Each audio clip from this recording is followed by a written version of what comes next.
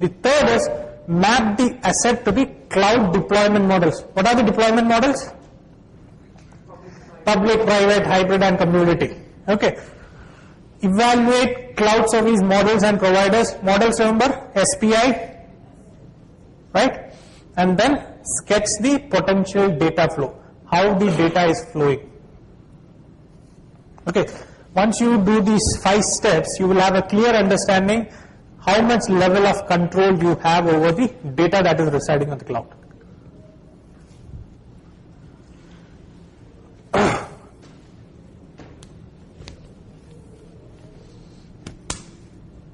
So first is we take identify the assets. Now, what are the 2 types of assets that is supported by cloud? One is the data, and the second is the application or the function or the process. Okay, these are the 2 types of data. Is there any other data that you can have it on cloud? In asset? Yeah, assets. So one is data, and the second is the workflow or the process or the application or part of it. Okay, either partial or full, that we already discussed. You can have full or partial.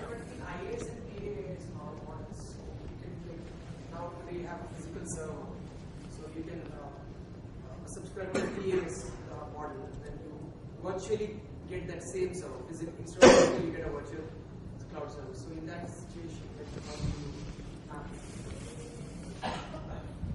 some OS functionalities as it is you are taking it.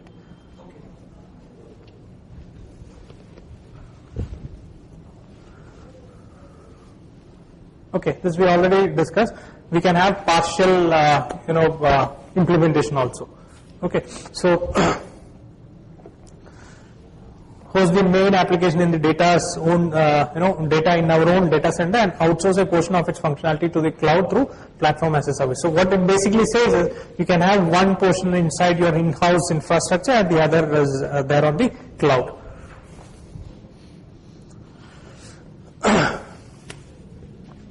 So this is what I was discussing. The first step in risk assessment is to identify the data or the information that you are going to put it on the cloud. Okay, and then include the potential use of the asset once it moves on to the cloud. In what all ways the information that we put there could be used by anybody, not only by your people, but by any other third party. Okay. And if you do those 2 steps that we discussed, then we would be able to get we should, while we do it, we should also be considering something known as scope creep.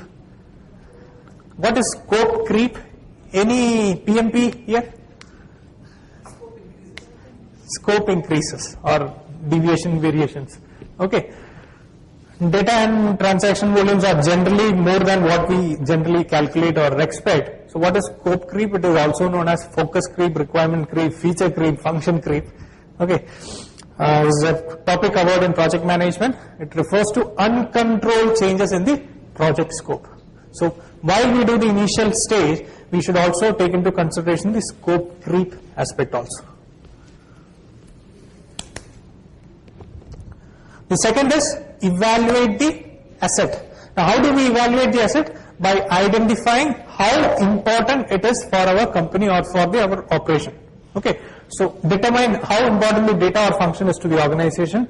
A detailed evaluation is recommended only if the organization has an existing process for that. If your organization doesn't follow any of the standards of CMMI or whatever it is, you don't have to do this on a detailed level. A very basic understanding is only required. So for that we can have some questions. You can answer these questions and get an understanding how important is the data. The first thing, how sensitive an asset is. Okay, how important an application function process is. What will happen if that particular application that we move to the cloud, if it goes down, is it going to affect the company's operation on a day-to-day basis? Okay, you need to answer questions like this. Okay, so continuing, how do we do this same test evaluation? There are a few more questions that you can address, like how would we be harmed if the asset become widely public and widely distributed?